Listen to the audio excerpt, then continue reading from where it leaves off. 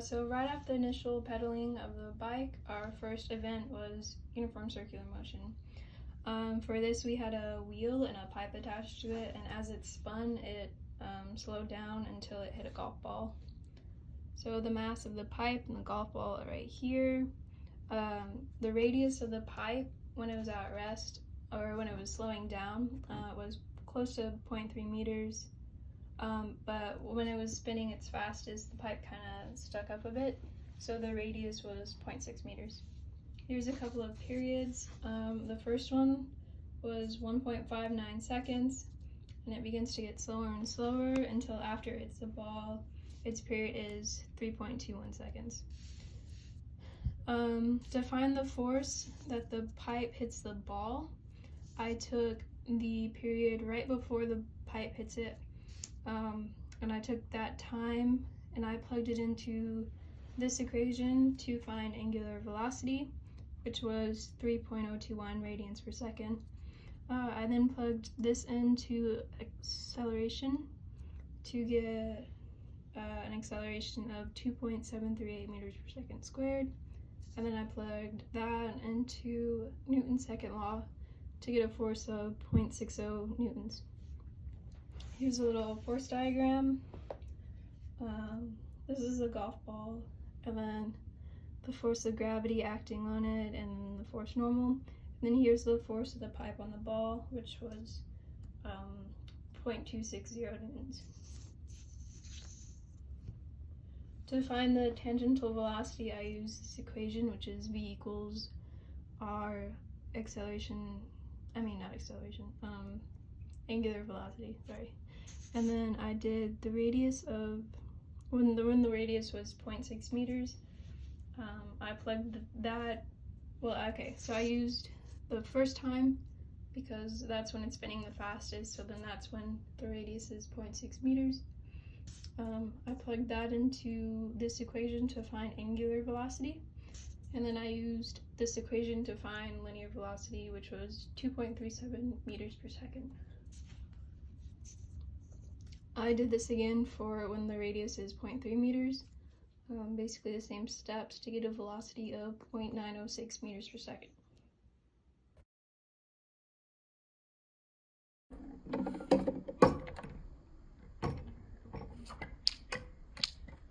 First, for the teeter-totter, we drew a diagram. Then we measured out the distance between the pivot point and the ends of the diagram. The first ball weighed 0.044 kilograms, and the second ball weighed 0.049 kilograms. Once we had this, we took the torque of each ball. We found the torque of the ball on the left to be 0.129654 kilogram meters squared per second, and the torque of the ball on the right to be 0.103488 kilogram meters squared per second. Then we found the force acting upon each ball. For force 1 on the left, it was 0.19654 newtons, and the force on the right is 0.4312 newtons. This means that the teeter-totter will go down on the left side because it has a higher force acting upon it, and the torque is also higher. First,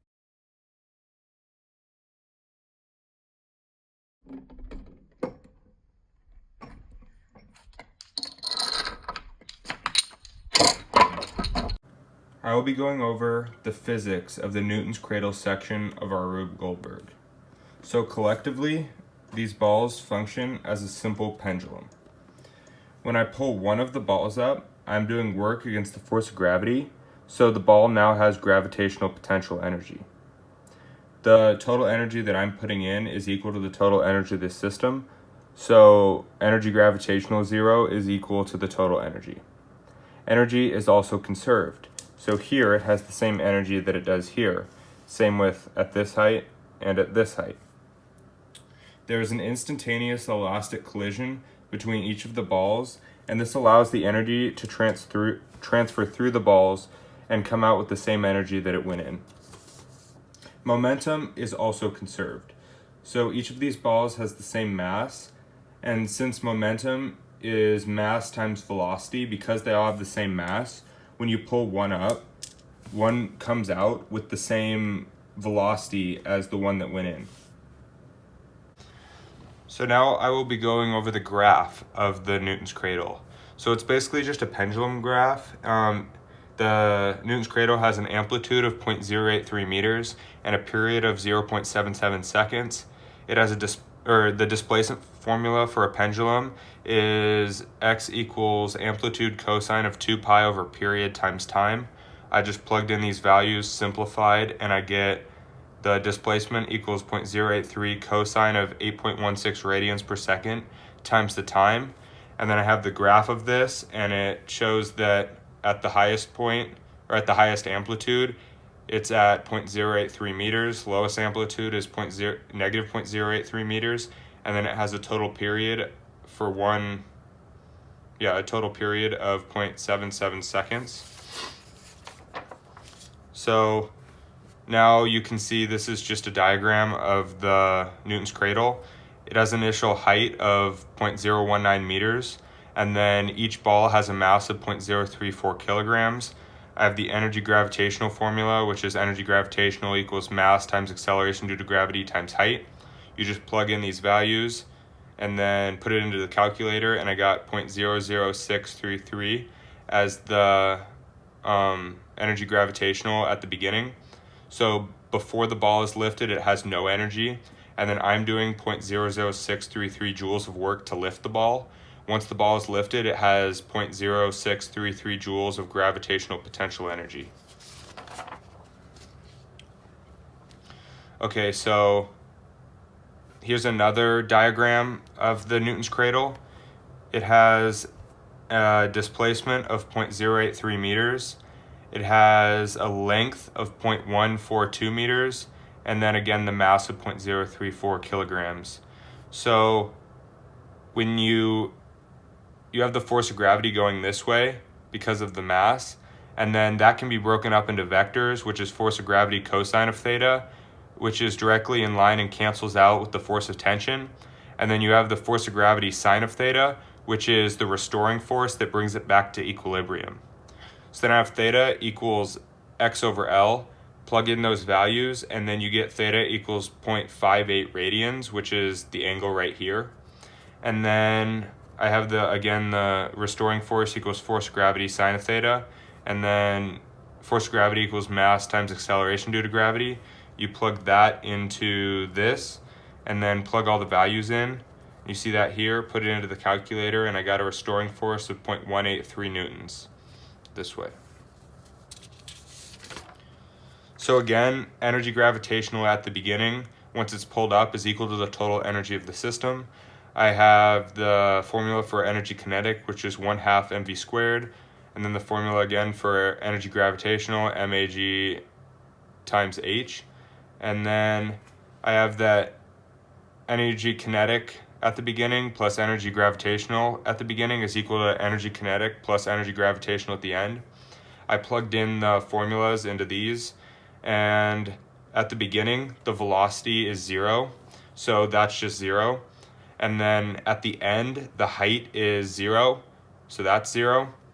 And then I just plugged in the rest of the values and then solved for v. And I got that the balls have a velocity of 0.61 meters per second right before they collide with each other. So then I have another LOL diagram.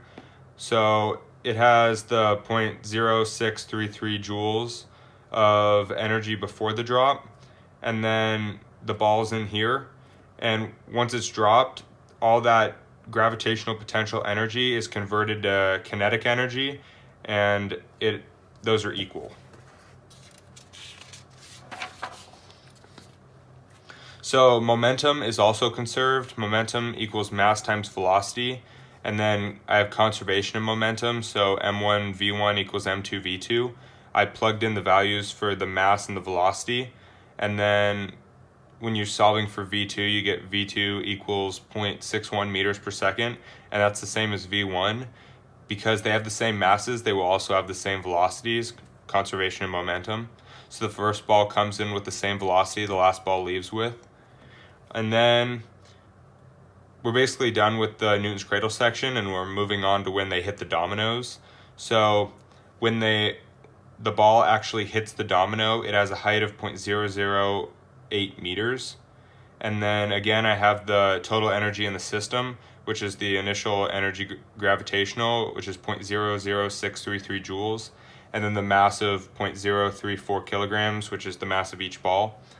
And energy kinetic 0 equals the total energy of the system.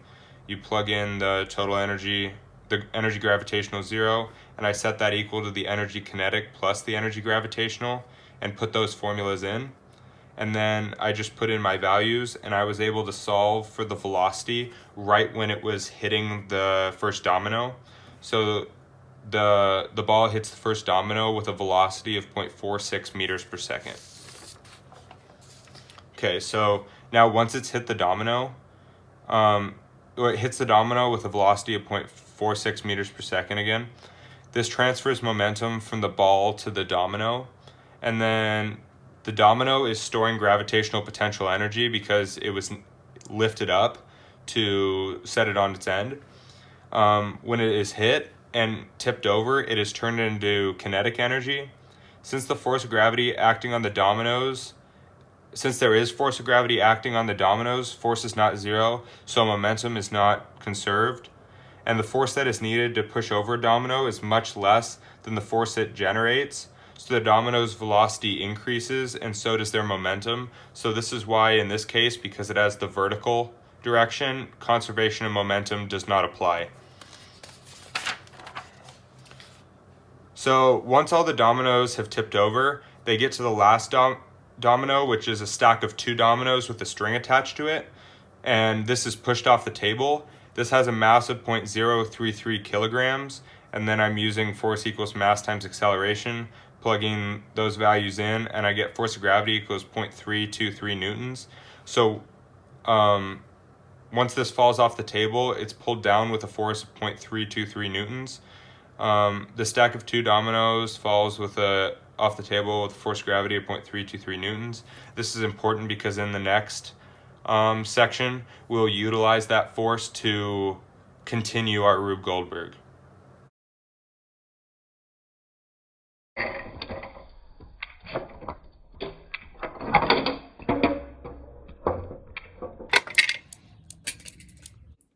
So for our wave unit, we had a spring attached to a piece of wood and some bungee cords.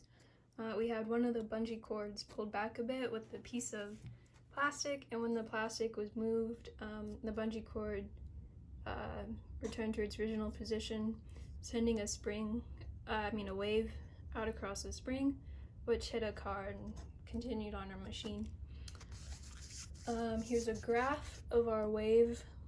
So we have an amplitude of 0.045 meters, which I use to find the equation for the mathematical description of this wave.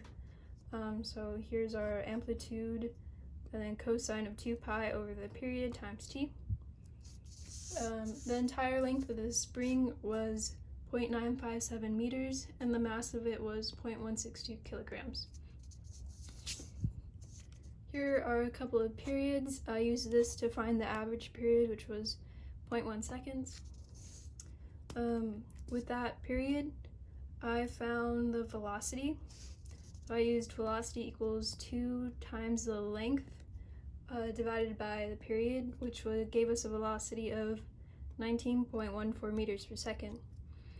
With the same period, I found the frequency, which is just the reciprocal of it. So that was 10 hertz. And then I found the wavelength by using wavelength equals period times velocity. So this velocity, and I got a wavelength of 1.914 meters. To find the tension force of the spring, I used this equation and rearranged it to find the magnitude of the force. Pretty much that the adjacent parts of the spring exert on each other. So I used that equation to get a force of 62.208 newtons.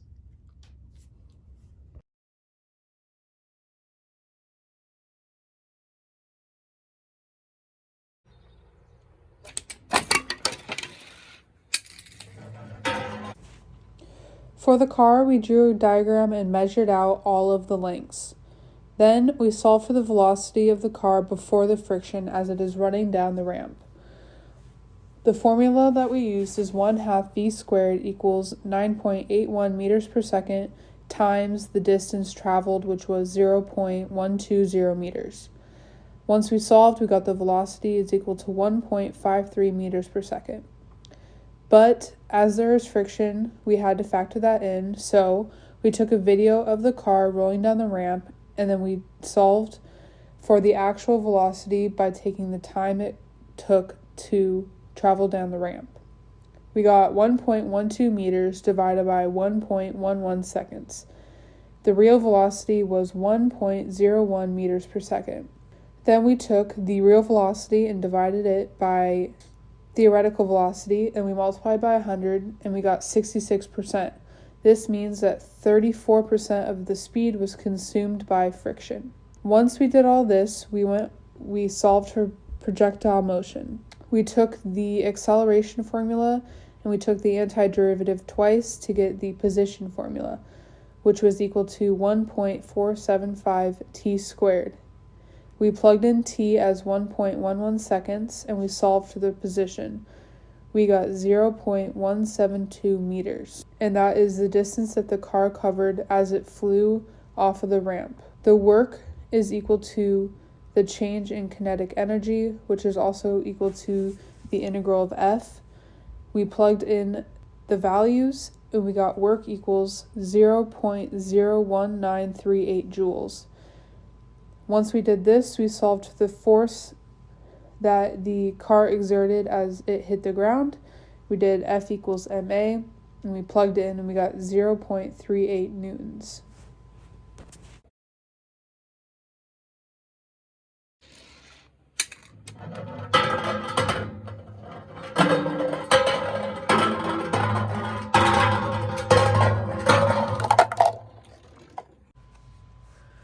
The ball rolling down 10 different ramps and falling into the cup was a bit challenging to do physics on.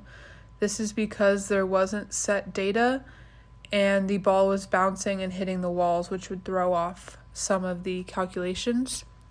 So what we decided to do was take the force vectors acting upon the ball on each different slope. It was different on each one. So we split up the force vectors for each ramp and calculated, which is shown on the paper. The force of gravity acting on the ball, just going straight up, was 0.4508 newtons.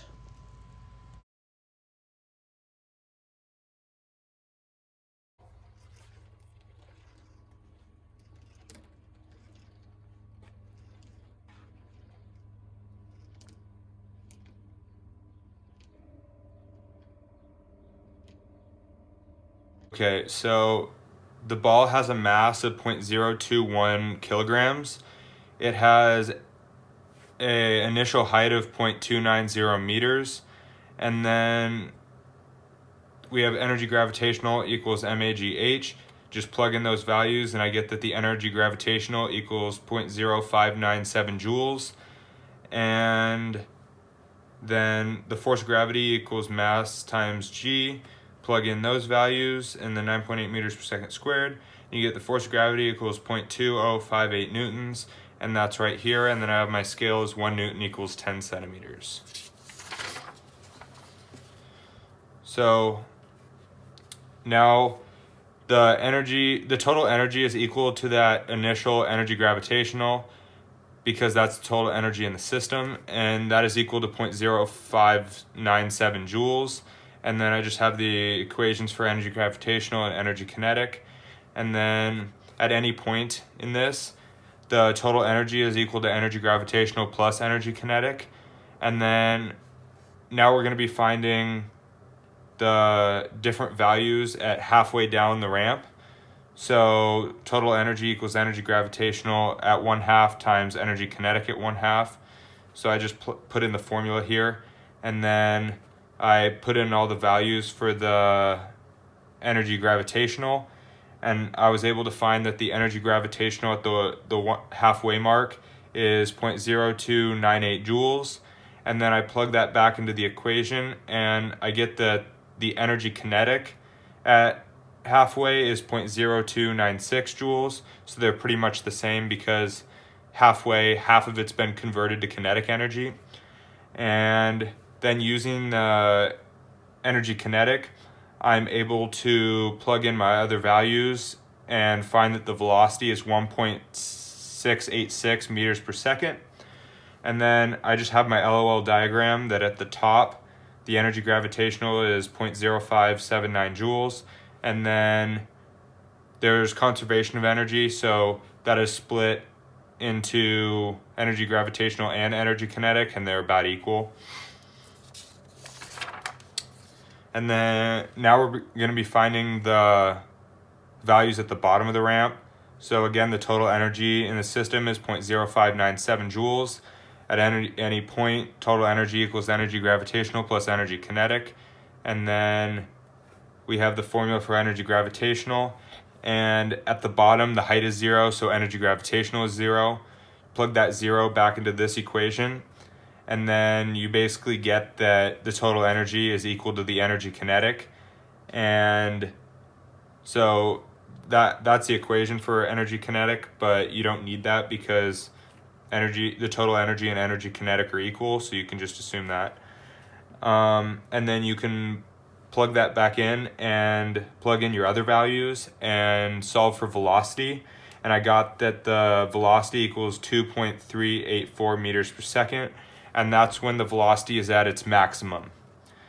And then we just have the LOL diagram here. Again, it shows conservation of energy, so all of the energy gravitational has been converted to energy kinetic at the bottom, because all that height has been converted to velocity.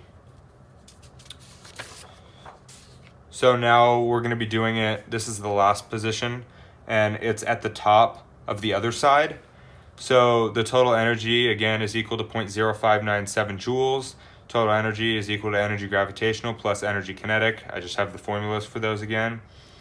At the highest point here and here, the velocity is equal to 0 meters per second. So when you plug that into the energy kinetic equation, it just makes energy kinetic 0 joules. And then that allows you to see that the energy gravitational here is the same as the energy gravitational here.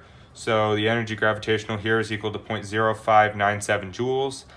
And then you can plug all the values back into the energy gravitational equation, and that allows you to find height. And the height equals 0.29 meters right here, and that is the same height that it was at the beginning. So again, conservation of energy. All of the energy gravitational here is the same as the energy gravitational here. No energy has been lost. So theoretically, the ball will go to the same height as it starts at.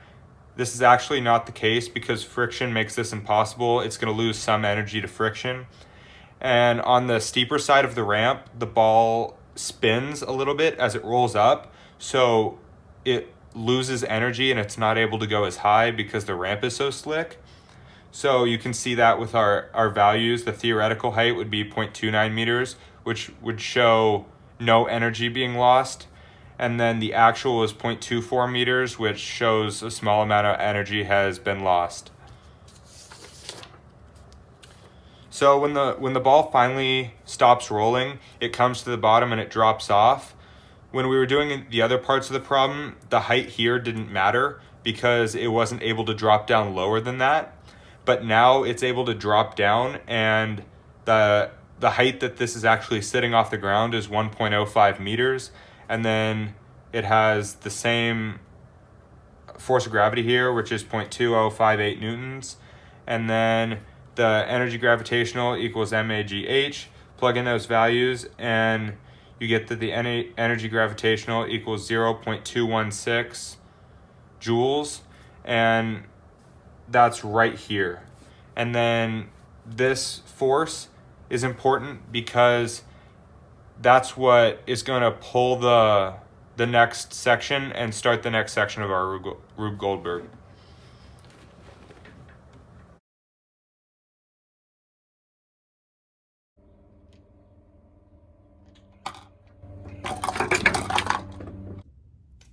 So basically in this event, we have a chain reaction showing constant acceleration and force. Each of these force diagrams for every centimeter is 0.5 newtons. Here are the masses. So basically the dominoes are in a little package together. So there's a package with 3, 6, 12, 24 dominoes. So our chain reaction starts with when a marble falls into a cup. The cup falls at a force of negative 0.363 newtons. This cup pulls on the 3 dominoes with the same force, causing the 3 dominoes to fall at a force of negative 0.529 newtons. This continues to cause the 6 dominoes to fall with the same force, and they fall with a force of negative 0.960 newtons. This continues on, causing the 12 dominoes to fall with a force of gravity of negative 1.901 newtons. And then finally, the 24 dominoes fall with a force of gravity of negative 3.812 newtons.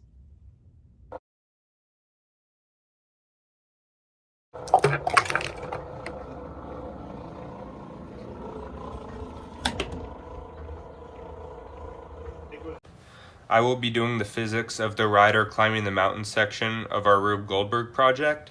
So the rider has a mass of 0.342 kilograms.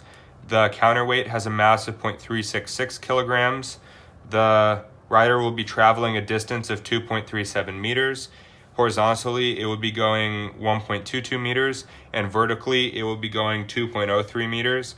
And then because the hypotenuse is the longest side of the triangle, we had to account for that so the rider can go all the way up. So this side is actually a little bit longer, so this can drop down lower, and that's 2.35 meters. And then we have tangent of theta equals the 2.03 meters over 1.22 meters, and that gives us that theta is 59 degrees.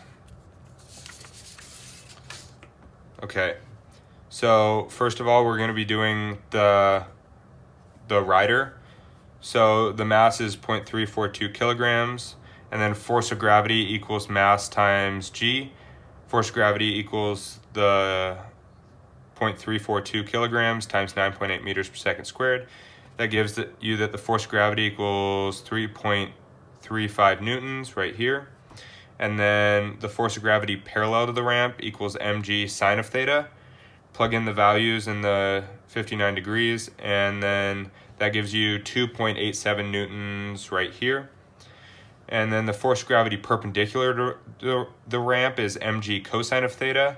And we plug in those values, and the force of gravity perpendicular is 1.73 newtons. And then because the rider is staying steady in this direction, not lifting or dropping, the force normal is also 1.73 newtons. So now let's do the counterweight. the mass equals 0.366 kilograms, force of gravity equals mg. Plug in the mass and the 9.8 meters per second squared, and I get that force of gravity equals 3.59 newtons.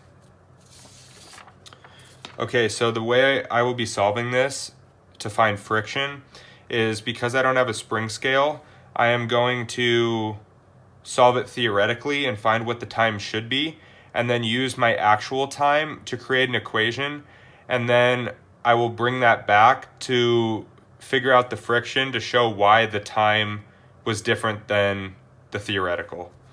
So we have the force diagram again, just simplified, so the 3.59 newtons and then the negative 2.87 newtons, and then the whole length equals 2.37 meters.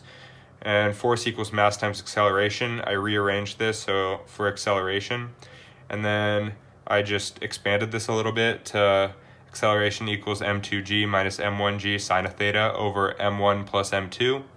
I plugged in all these values and I get the theoretical acceleration would be 1.013 meters per second squared. I take the integral of this to get the velocity equation equals 1.013 times time. Take the integral again, and then I get the position equation equals 0.5063 times squared. And then I know the distance that it will be traveling. I can plug that in and solve for time, and I get time equals 2.16 seconds. Okay, so now we're going to do the actual.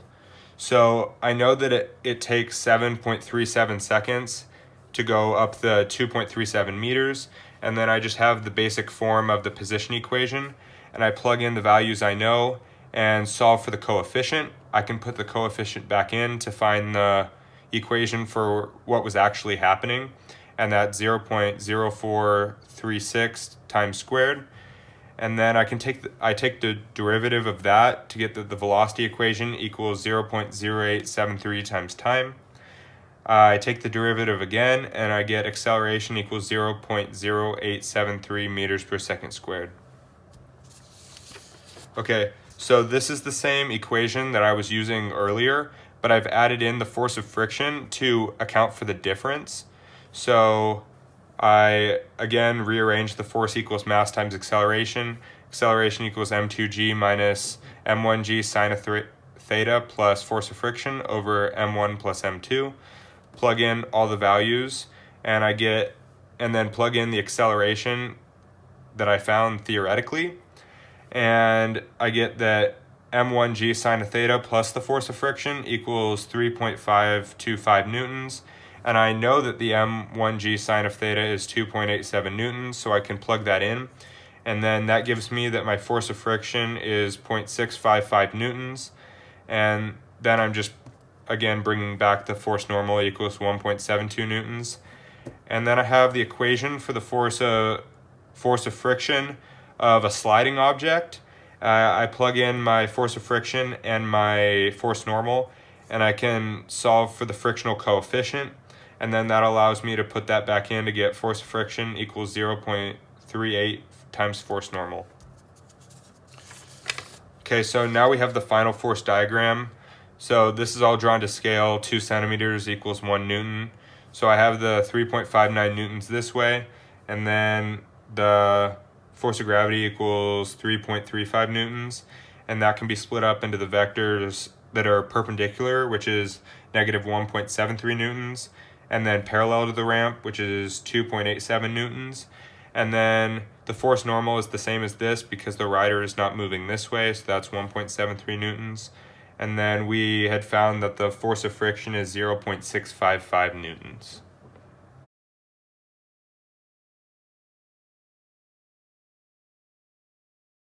So this is the last and final part of our Rube Goldberg project, and it's the requirement of the project, which is the scaled rider on a bike going up a 6-foot vertical gain, and then right when he gets to the top, it's timed so the light bulb turns on.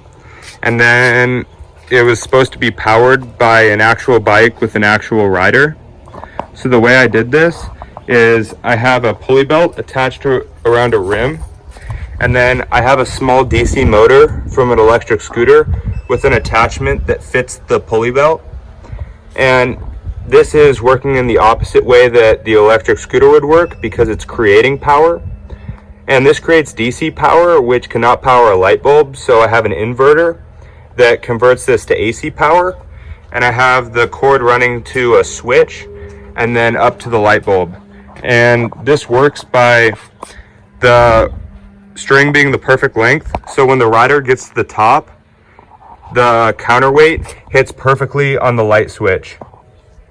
I will also put in an example of him going up and then the light switch being hit.